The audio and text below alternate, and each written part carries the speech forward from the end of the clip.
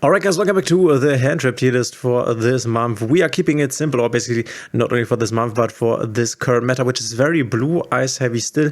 But we also have a lot of Fiendsmith stuff running around, especially the Fiendsmith control variant with Bystials, with Primate. But we also have, once again, the resurgent of Snake Eyes, some Jubel here and there, and then some rogue-ish combo decks, I guess, like Centurion, like Memento, and here and there a Mermail Atlantean. We have all the most important hand traps right here, and we have the categories must play, which means this should be in your main deck. Then we have situational, which means can be good sometimes, but then again sometimes not. You can play it, but it's not optimal, and just don't. It obviously explains itself. Just don't play these hand traps, at least right now in the current format. So must play, we are starting off with the Ash Blossom, and there's never really a format where the Ash Blossom isn't a must play option, just because we can Ash Blossom the Maxi.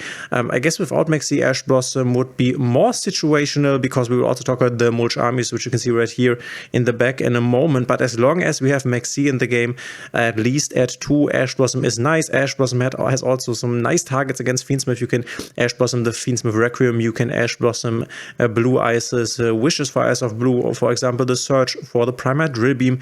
There are still a lot of good options. So in this format, Ash is not only a good card because of the Maxi issue, but also because you can hit very, very important stuff. In Snake Eyes, for example, you can hit the OSS, or you can hit a Bonfire. You can also hit Snake Eyes Ash, so a lot of options. If you don't play Ash at 3, then I'm not sure what you are actually doing.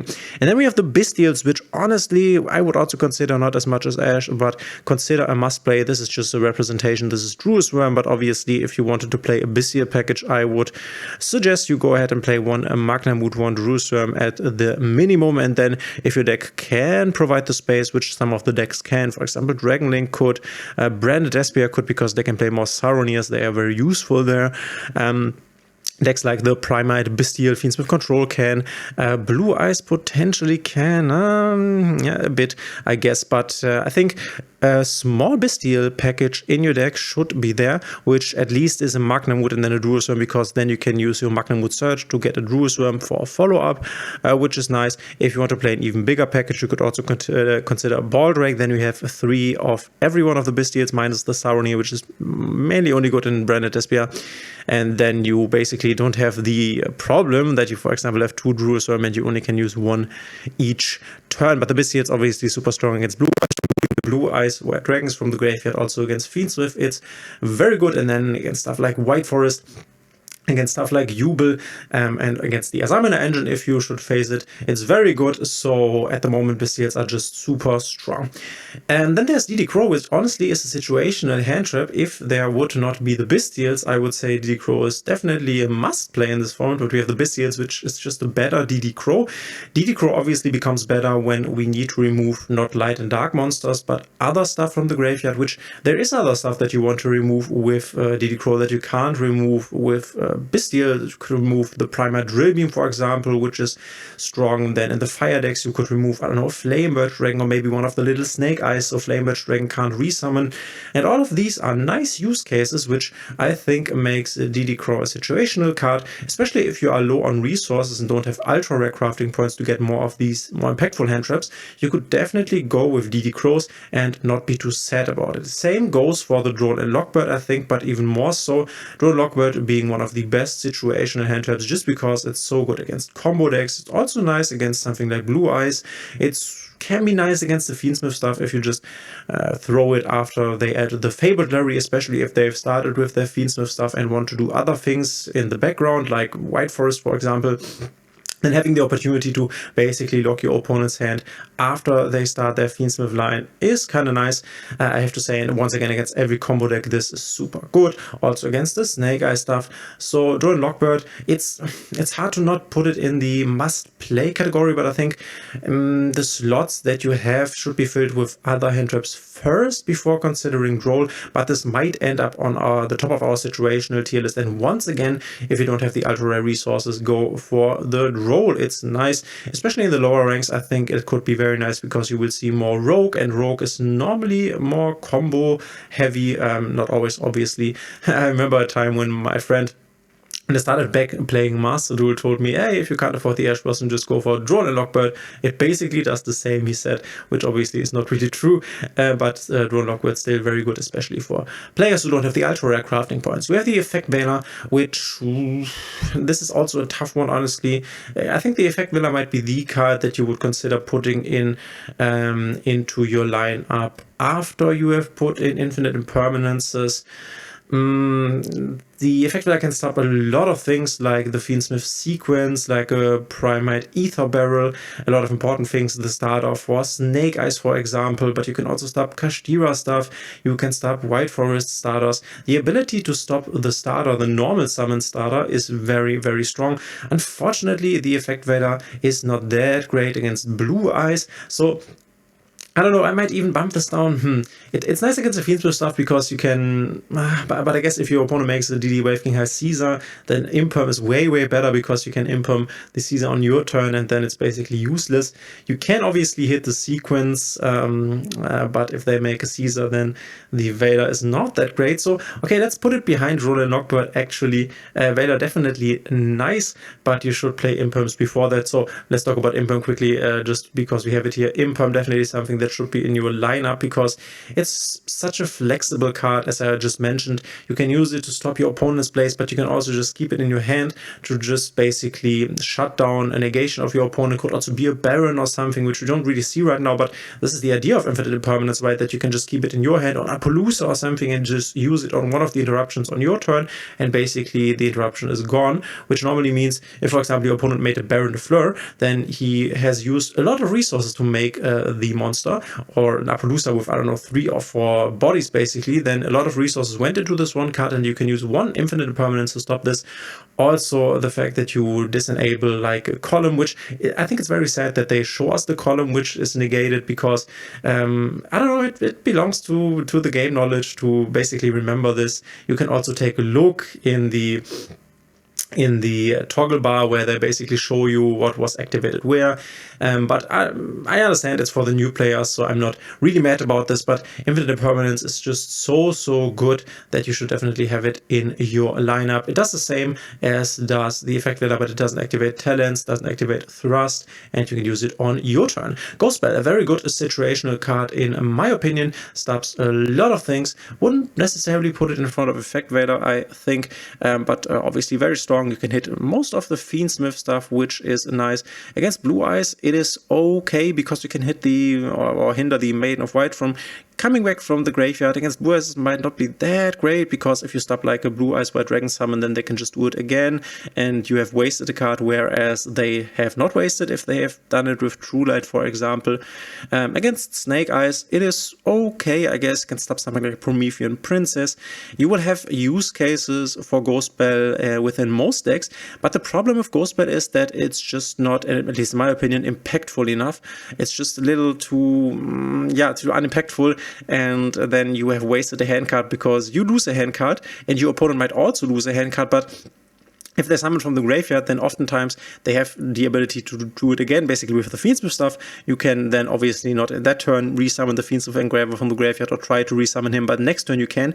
So you have lost a resource via the Ghost Spell, and your opponent still has this resource in the graveyard, which is not that great. So yeah, Ghost Spell, nice, but definitely not something that should be in your main deck. If you don't have like infinite amount of space for hand traps, maybe you play 10 Dragon, for example. Then we have Ghost Mourner and Moonlit Chill, which is an even worse version of Effect Veiler. Don't go for this card. It's just don't. Not because this card is necessarily bad. It isn't really bad, because if your opponent special summons a monster or monsters, you can then target one of them. Target is also not great, and they will get negated, which means they can be dodged and stuff like this. Against Memento, that's not great. So yeah, even though this is not a bad card in general, just don't go for this right now. Then we have Ghost Ogre and Snow Rabbit, which I think is a must play at the moment. Still, you will face mostly Blue Eyes in all of the ladder, and against Blue Eyes, this card is obviously insane. You can hit the True Light, you can hit the Primite Lordly Load, a lot of really great targets, but you will also find targets against a lot of other decks. For Jubel, you can hit the Nightmare Pain. With Snake Eyes, you could hit, I don't know, something like the Promethean Princess when she revives, so there is the Link 3 body gone. Then there are a lot of options that you can use this for. Against Fiendsmith, you could hit one of their bodies body. So for example, if a Fiendsmith Engraver comes back, or let's say, I guess this is the more common route, if the Lacrima is on the field and she wants to be equipped with the Fiendsmith Engraver to make like a Necro Crypt Princess, so your opponent might want to go into DD Wave King, then you could go on the activation of the Requiem, could go Ghost Ogre. Oh no, you can't actually, because because Lacrima has not activated the effect. Okay, forget what I'm saying, this one doesn't really make sense. But you could destroy the Wave King High Caesar when it uses its effect, or you could destroy the Desiree, but you would have to do it after the negation. So I guess against the Fiendsmith engine might not be that great, but against a lot of other stuff that is running around, this is very good. But obviously there are other cards you should have in your deck before placing a Ghost Ogre there. But yeah, still very good, and no must play if we see the Blue Eyes deck going down in popularity and something like Ryziel entering, then I think this card will once again leave the must play section here. We have Cherries. If you don't know what Cherries does, it's a very fun card. You can basically remove cards from your extra deck, and then you will banish from your opponent's extra deck the same cards. So that was used in the past with Kid Kalos, Telemans Kid Kalos. You would just put a Kid Kalos in your deck and then remove your Kid Kalos and your opponent's Kid Kalos. Very fun. You can obviously do this with Fiendsmith Requiem, basically shutting down the Fiendsmith engine, not completely, but to some point. This obviously would mean that you don't play Fiendsmith, otherwise you shut yourself down as well. But this is cool and all, but just not impactful enough to play this. There are just so much better options. And then we have this one, the Spooky Dogwood, I think. Is it Spooky Dogwood, or is it? I think it's Spooky Dogwood, which gives you life points. Don't play this card. It's just not great in a format where life points do not matter. If we get ever a best of 3 format with time, then this card might be something for the sighting and some options, but this just don't go for it. Maxi, I don't need to say anything more. I guess Maxi is the best card in the game still. And then there's very interesting Fuvos and Porulia. Is Fuvos a must play? I don't think. I think that Fuvos is a good situational card. I would place it under Drawn and Lockbait at the moment. If your deck can abuse the fact that you can discard or have to discard a lot of cards, I think Fuvos is way better served or positioned in your deck, because when you go first and you draw the Fuvos, that's pretty bad. But if you need to discard a lot of cards, for example, I don't know, Blue Eyes with the Wishes, Snake Eyes with the Azamina engine by using Deception of the Symphosploits, I think then it makes a lot of sense to play the Fuvos. It's nice. You can throw it on the Fiendsmith Requiem wanting to summon from the deck. You can throw it at a lot of different points. You can use it against Blue Eyes when they use their Link 1 to summon the Blue Eyes from the graveyard. I think Fuvos is nice. It's obviously not as good as Maxi, as a lot of you have already figured out, I guess.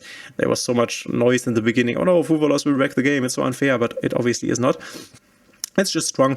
And then we have Porulia, which when a lot of people, or even more people, were on Blue Eyes, this actually was a good option in my opinion. And now we see less Blue Eyes, still a lot of Blue Eyes, still the most represented deck, but less so. And now let's think about the Fiendsmith engine. Against Fiendsmith, it's not that great. A lot of stuff happens from the graveyard. Against the Snake Eyes stuff though, which is once again more prominent, it is not that bad. But I don't really see why you would ever play Porulia if you could also play Fuvos, so it can't be above Fuvos obviously.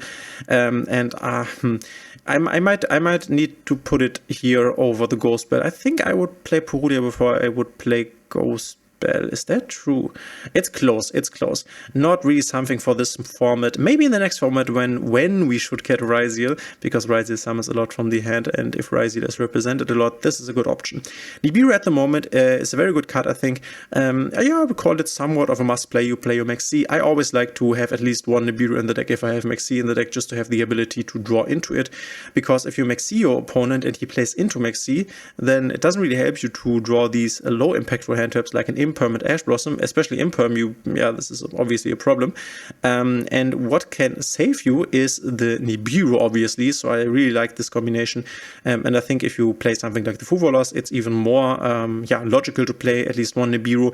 But obviously against a lot of decks, it's nice. It's nice against Blue Eyes if they commit a lot of cards. It's good against the Fiendsmith stuff because you can hit a Fiendsmith before they can make a Caesar. So I really, really like this. Then again, you could also argue that the Fiendsmith part of the deck abates the Nibiru, and then they have their other stuff left, whatever that is. But against most of the combo decks right now, it is really good. Also against Snake Eyes, which will not establish a monster negate before you can Nibiru them. You just have to know when to do it, basically. But I think Nibiru, at least one, is kind of a must play. Then we have the driver, the Psy Frame driver, Gamma, and maybe the other Epsilon Delta package here, which at the moment, I think it's kind of nice, especially because a lot of people are playing a Primate Engine. If you play a Primate Engine, you can definitely fit this in as one of your normal summons or normal monsters for the Primate Engine. Yeah, I personally, I'm not the biggest fan of the Gamma package because I always have this guy in the hand. It's always a bit clunky. You can't activate it if you control monsters. I don't know. A lot of people do like this engine, but I think with one Gamma, it's not that great. It's better than in other formats since we have a lot of Primate running around, and this is a good target for this. But I don't know. I think it's very situational, and I wouldn't really go for it. I just don't like this, but you can let me know in the comments what your opinion on this is. And then let's go for the Dominus ones. I guess for the Dominus ones, you obviously also need to have the ability to play it, because in some decks you just can't. If you can play, so which one of these two do I think is better right now? I think the Impulse, since this can, I guess the Purge is better against Blue Eyes, the Impulse is better against the Fiendsmith stuff. I think if your deck can play the Dominus Traps, you should play the Dominus Traps, both of them. But it's obviously a bit of a special case. I think both of them are very nice against different options that are available in the meta right now. If you can play them with your deck, go ahead and play them. But if the downside is too high, if you have too much other stuff that you want to play, mainly, I don't know, Ash Blossoms, Bystials, then maybe don't play it. And then we have this Catastor, Allied of Justice Spider guy, which a lot of people were playing to remove 2 light monsters from the opponent's graveyard, which could be 2 Blue Eyes, which could be stuff from the Fiendsmith engine. I think this is not a bad card. It is very specific though, and therefore I think it's not something that I would say you have to play this. I would put it here over Perudia, but under Effect Vader, since these for example are just a bit more overall good, and this one is a bit more specific. So for example, what do you do with this card if your opponent does not play either Fiendsmith or Blue Eyes? Then yeah, I don't know what then this is a dead card, whereas an Effect Vader, Droll, and a Fuvos are nearly ever dead cards. The Droll might be at some point, all of them can be obviously, but it's just less likely, which is why I would put this under the Effect Vader. So this is my tier list for this current format for this month. Depending on what happens within the next selection pack, we might still have this format then. But let me know in the comments what you think. What are you playing in your deck right now? What do you think is strong? Let me know in the comments. Thanks for being here. We will see each other in the next one.